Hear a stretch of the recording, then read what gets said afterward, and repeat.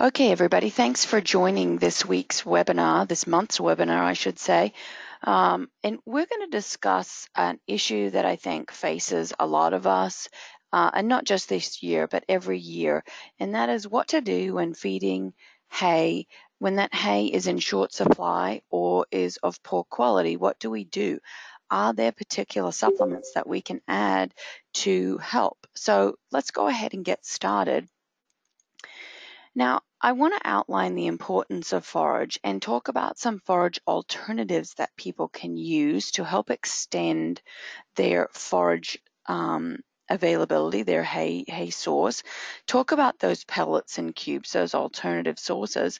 Talk about the pros and cons, and then what to add. Also look at disasters, natural disasters, mold, fire, how that can affect our hay supply, and are there specific supplements that we can add to the horse's diet so that it can help them digest these poorer quality fibers or improve body weight. So we'll go ahead and discuss all of these things today. So I want to first start out. I know that we are all in the business of, we have supplements that can help horses in a whole slew of different areas, but I think it's always very important as educators to remember that the forage is the most important part of the horse's diet.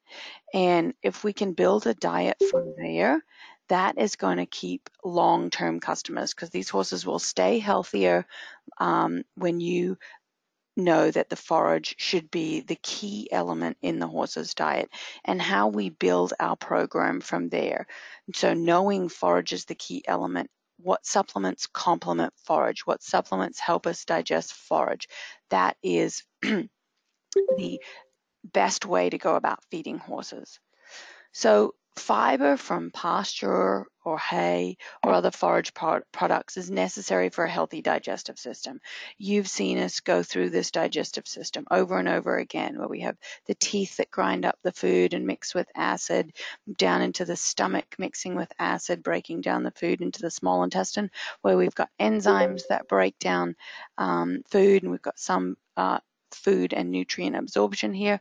And then in the hindgut, which is made up of the cecum, large colon, and small colon, where we have this hindgut microbiome, or complex and diverse group of bacteria and yeast and viruses and all kinds of living organisms back there that digest fiber. They're really the biggest part of the horse's digestive system is that hindgut. That is where they're meant to digest fiber. And that's where the most benefit in the horse's diet comes from. So absolute bare minimum amount of forage in a horse's diet. And I know that some of you have seen these before, but I think it's a good recap when building this story. Absolute bare minimum. Every horse needs to eat at least 1% of their body weight in dry forage per day. And that's not to say that every horse needs to eat dry forage, but if your horse is out at pasture, that is wet forage, and it's about 70 to 80% water. So that means at 1% of their body weight, and in dry forage, they've got to eat a whole lot of pasture in order to support their nutritional needs. It's why we have requirements for 2 acres per horse, where that ground cover is 70% plant matter. That's how much it takes to provide each horse with the forage that they need if we're just relying on pasture. So a bare minimum of 1% of their body weight coming from dry forage will keep the gut moving. If I have a fat horse, they're going to eat about 1.2% of body weight. That'll put them on a weight loss plan. But typically, I would like most horses to be eating 1.5 to 2.5% of their body weight in forage per day. It's really critical that we do this. It avoids a whole slew of other problems that we see in horses if we just feed them enough forage. And what happens if you don't feed enough forage? Well, you can get this hindgut acidity and colic and gastric ulcers, and then these stereotypic behaviors where they crib, chew wood, and develop behavior issues. And any of you that listen to our webinar on the microbiome know that a lot of these occur through the microbiome, through the distress and through the changes in the microbiome when we don't feed enough forage to our horses. What does forage provide? Well, we need to be providing forage in a manner that is a slow, continuous intake of fiber. That's how horses are designed. They're designed to be trickle feeders. The stomach is designed for small, continuous meals. And that chewing of fiber, that production of saliva, helps to buffer the acid in the stomach and dilute it so we're not getting these severe gastric ulcers. So horses in the wild very rarely get gastric ulcers because they're constantly regulating their stomach acid. As we've mentioned, forage is the most important dietary ingredient, but pastures are unreliable due to drought and seasonality and availability. And unfortunately, our hay source has also fallen victim to drought and seasonality and availability. We don't always have access to the best nutritional value hay. Sometimes we're at the mercy of our local hay provider, the mercy of weather, what was actually produced in last year's crop. Last year out here on the East Coast, it rained and rained and rained. And so we're seeing less than average hays becoming the normal. When I say less than average, I'm talking about 5 to 6% crude protein and very high fiber levels. That's non-digestible fiber. So if that's all that is available to us, we're noticing our horses are losing weight. So we're feeding a lot more grain than is typical for that particular horse. And we're wondering what's going on. And it's this hay quality is just not the best. So what supplements can we add to help improve the digestibility of that fiber? Because that fiber is so absolutely critical for the horse. You've all seen me talk about, and as we go into these cooler months, I don't like to freak people out, but you've all seen me show this slide on how much hay will you need to stockpile over the winter for your horse. Well, let's just go with the middle of the road and say 2% of body weight. I've calculated there's about 5 months of the year where we actually need to 100% provide hay to our horses. That's about 150 days.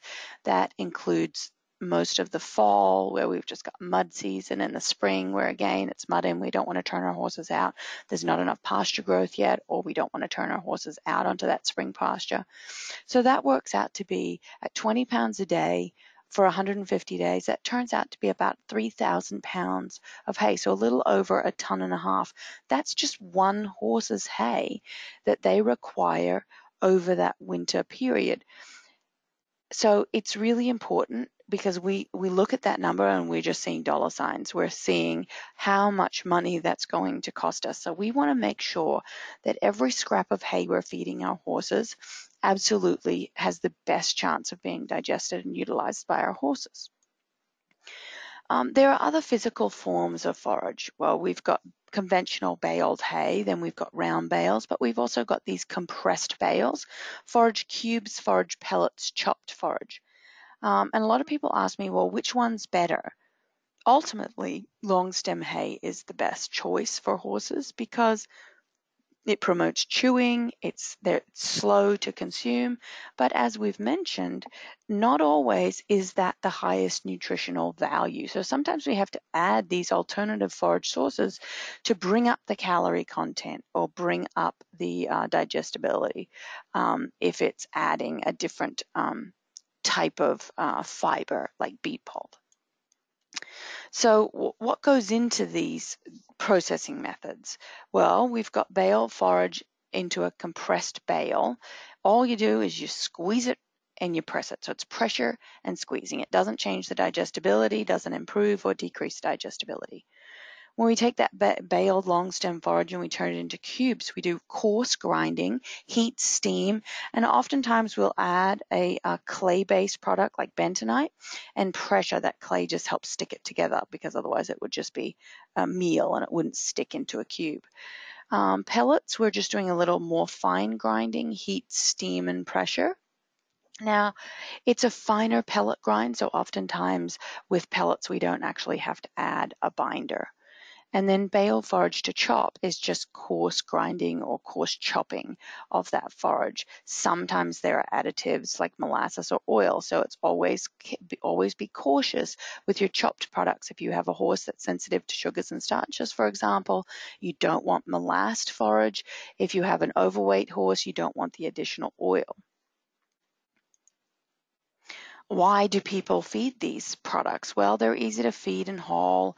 They're consistent oftentimes, and there's an endless supply. You can always go to the store and buy that same product day after day.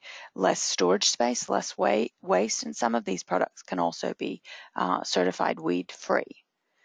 One thing I want to point out, though, that compressing, grinding, pelleting, cubing, or chopping, if it's a true just hay forage product, hay forage pellet or cube, it does not change digestibility.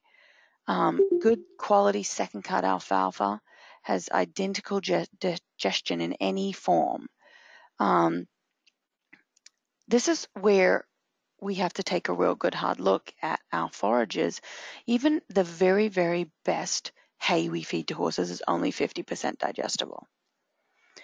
Most of us are not feeding the very, very best nutritional value hay. It's higher in that non-digestible fiber. So we're looking at 30, 35, maybe 40% digestible. So you can see now the common complaint I've had this year, well, I'm feeding 20, 25 pounds of hay. I'm feeding all the hay that I can to my horse, but why is he still losing weight? What's going wrong? It's because our poorer nutritional value hay is less digestible. As I mentioned, even the very best quality hay is only 50% digestible. A lot of people ask about soaking. Do I need to soak these products? Typically, I do because it decreases the rate of intake. It also helps hydrate the GI tract, and sometimes it can improve palatability. Sometimes cubes, for example, can be a bit hard and horses will turn their nose up at them. 2-to-1 water to forage ratio at least. So for a pound of cubes, we're going to put 2 pounds of water. And anywhere from 15 minutes to 2 hours. Now, in the wintertime, you can let it soak longer because it's not going to ferment, but in the hotter days and months, we don't really want to have it sitting out too long because it will ferment and rot and cause gastric upset in the horse. Now, what about if we have a flood or a fire? We've got plenty of hay. We think our hay is pretty good quality, but then there's a fire or a flood or moisture gets into our hay and we have mold contamination or rodent damage. In these cases, we have to switch our horses rapidly from one food to another. It can be switching just from a grass forage. Let's say our horses are out at pasture, they're eating grass forage, and we have a flood, and now we have to move them and put them in stalls where they're eating grass pellets. It seems like it would be like for like, but that can still cause gastric upset in the horse. Is switching from grass forage to alfalfa pellets. That can cause gastric upset in the horse. So what can we do in these situations to improve the digestibility and make feeding these forages safer and more bang for your buck, really? So I know some of you that may have heard the microbiome talk may have seen some of this research, but I think this is really applicable to what we're talking about today. This research group very recently looked at the effect of yeast, so the Saccharomyces cerevisiae that we have in the digestive feed additive, the DDA, the Cool Gut, the Digest 9, the Rescue Aid. This yeast, they looked at feeding yeast on the microbial population in the gut when you change the diet abruptly. So in one of these disaster scenarios, for example. So they had these 8 pony geldings and they took them from hay to grass and grass to hay. And that was enough. Just changing from hay to grass was enough to really upset that hindgut microbial population. With the control group, they didn't give them any yeast, and the treatment group, they gave them the recommended rate, which is 20 grams of the yeast, which is the amount that we do of the Saccharomyces cerevisiae, the Yea-Sacc. And we know that previous research has shown a decrease in one of the predominant species of bacteria in the hindgut, these Bacteroides, when sudden diet changes occur. In the current study, when they added yeast, they were able to maintain bacterial diversity and maintain the levels, the unique ideal levels of bacteria in the gut. So they added yeast, they did not see a bacterial change, they did not see gastric upset when they added yeast, and they changed the horse's diet dramatically. When they didn't add yeast, they saw a significant shift in the bacterial population in the hindgut, causing diarrhea, high acid concentration in the hindgut, etc. So when you're making feeding changes, or you're in a situation where you have rescue horses coming in, or there's some kind of disaster that you're involved in, make sure you have yeast on hand, because it can mitigate the issues with changing feed rapidly. If you own a boarding stable and you're changing the barn from one forage to another, or you get a new hay batch in, it's good practice, even if you're not feeding a yeast in your program year-round, which I would recommend DDA be fed year-round, at least bring it in and feed it through the changes so that it can decrease your risk for having any upset in those horses, because you know clients will directly look at you. So let's now look at digestibility. Can we change the digestibility by adding supplements to the diet? And this looked at prebiotics in mature and senior horses. So we have these mature horses that were around 7.5 years, and the senior horses, they were 23 years old. They were fed a hay vitamin mineral supplement, and control got no prebiotic, and obviously the pre-group, which was the treatment group, they got a prebiotic, just like the biomass that we put in, again, the DDA and the cool gut. So in this first graph, the orange bars represent the older horses, the senior horses, and the blue bars represent the what we call the mature horses that were around 7 years old. You can see the blue bars are all for every class of fiber higher. So in total dry matter digestibility, the younger horses had better digestibility. Hemicellulose, which is a fiber fraction, ADF and NDF, all fiber fractions. The younger horses were able to digest that fiber better than the older horses when they didn't have any supplementation. Interestingly, though, when you added yeast to the diet, the digestibility was no different. So we were now able to increase the digestibility in those older senior horses, similar to that of the younger horses. So adding yeast to the diet, adding these prebiotics to the diet, really improved digestibility because they're supporting the microbes in the hindgut. Okay, so this is some research done by Alltech on their particular product, Yea-Sacc, that we use in our digestive aids. Looking at this particular study is looking at a specific type of bacteria that breaks down fibrolytic bacteria. And you can see the white bars are the ones that did not have yeast added to the diet, and the orange bars have the yeast added to the diet. And we can see significantly more fiber digesting bacteria when you add yeast to the diet. Again, on a high fiber diet, when we add yeast, we can see, looking at different enzymes in the hindgut and in the small intestine as well, we can see when we add yeast, we significantly increase the ability to digest fiber.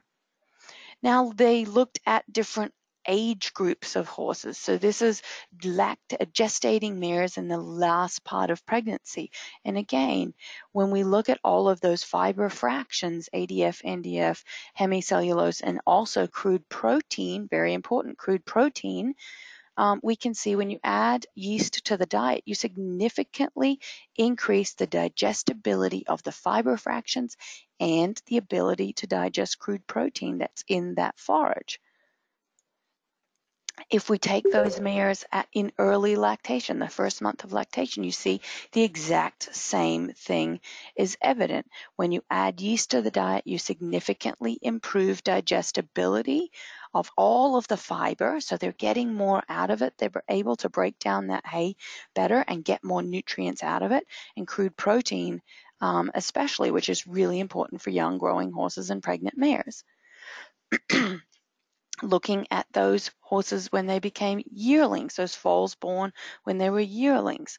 Again, crude protein, dry matter, overall dry matter, and the fiber fractions were significantly more digestible and available to the horse when you added yeast to the diet.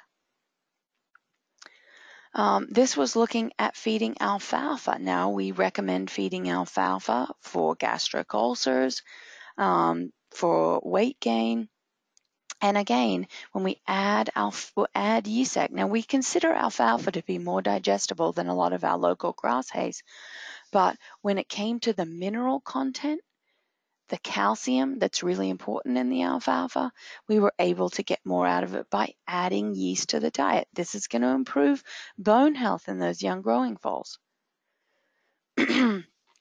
So where do we put these ingredients? Well, my slogan will be forever and a day, DDA, every horse, every day. I feel like every horse, every day of their life can benefit from digestive feed additive or DDA. Why? Because it's got yeast in there. It's got the moss in there, the prebiotic. It's got some other bacteria that are going to help boost that hindgut digestibility. So when we have poorer quality hay, or we just don't have a lot of hay available, we need to be adding a digestive aid that has a lot of yeast in it in order to help break down that fiber and get the more bang for your buck. Even if you're feeding the best quality hay, which is 50% digestible, adding a digestive aid can further improve the hindgut microbiome, which is improving digestibility. What's in the digestive feed additive? Well, it's got the Yea-Sacc, which is the yeast that we've been showing the research on. It's got biomass, which is the prebiotic that we showed the research on improving digestibility in the older horses. It also has integral, which is a mycotoxin binder. And we know that in times of drought or times of flood, times of plant distress, mold can be prolific, and horses are very, very sensitive to mold. So when it comes to thin horses, because a lot of times, as I mentioned, this year we've been seeing horses losing weight even though we're feeding the same amount of fiber. What should we be doing? Well, number one, we should be adding a digestive feed additive or a digestive supplement, the DDA. But what else can we do that's safe to add more calories to the diet? You've all seen these slides on adding weight to horses. And if we want to add 40 pounds of gain, and we can safely do that in 60 days, what are we going to feed to these horses? Well, we're going to feed DAC oil, because look at that chart. It's 4.5 times more energy dense than any of those other ingredients there. You have to feed about 5 pounds of dry beet pulp a day to get the same weight gain that you would get from a little over 2 cups of oil per day. So think about oil, feeding DAC oil. It's also got high amounts of vitamin E in it. It's a proprietary blend that's high in omega-3 fatty acids. So there's a lot of benefits to oil, plus it's just very high in calories. And finally, what else should we be adding is the E-Natural, the DAC E-Natural. And who needs this? Horses, any horse that is not eating fresh green grass for 17 hours a day needs to eat a vitamin E supplement. Vitamin E comes from fresh green grass, and they need to be eating it consistently every day. And if they're not getting enough vitamin E. So our stabled horses, horses with poor pasture, any horses that are predominantly getting hay. Why? Because when you cut hay, pretty much within about 2 weeks, all of that vitamin E is gone. So we need to also add the E-Natural when we have short supply or poor quality hay. It comes in a 1 pound bag, and on the next price sheet, you will notice also a 5 pound option, because I know multiple people want to feed it to multiple horses in the barn. It's very highly concentrated. One tiny little scoop that comes in the bag is 2,000 IUs, just a hair over 2,000 IUs, and 4 scoops is up to 8,000 IUs. So you can get significant amounts of natural vitamin E in very small quantities. It's 100% natural vitamin E because that's way more bioavailable than synthetic vitamin E. And in this product, we don't add any selenium because we really want to just focus on boosting the vitamin E. We still do have the E and SE product available to those that need the selenium. So to wrap it all up, forage is really, really important to horses. Hay and pasture can be supplemented with processed forage products, but processed forage products do not increase digestibility. Yeast increases fiber digestibility. Yeast and biomass negate feeding changes, rapid feeding changes that sometimes we're just forced to make. Integral binds mycotoxins, and vitamin E found in grass must be supplied to pretty much 99.9% of our horses. So I'll take any questions. I think we've got a couple of questions that have been typed in. One first question is, why is bacterial diversity important? A wide variety of bacteria has been shown in healthy wild horse populations to be what is most normal and natural for horses that don't have any disease states. As soon as we start to look at disease states in horses, obesity, insulin resistance, high amounts of inflammation, colitis, we notice that bacterial diversity really shrinks. So we strive to encourage a wide population of bacteria. And anytime we decrease that, we also see other issues in horses.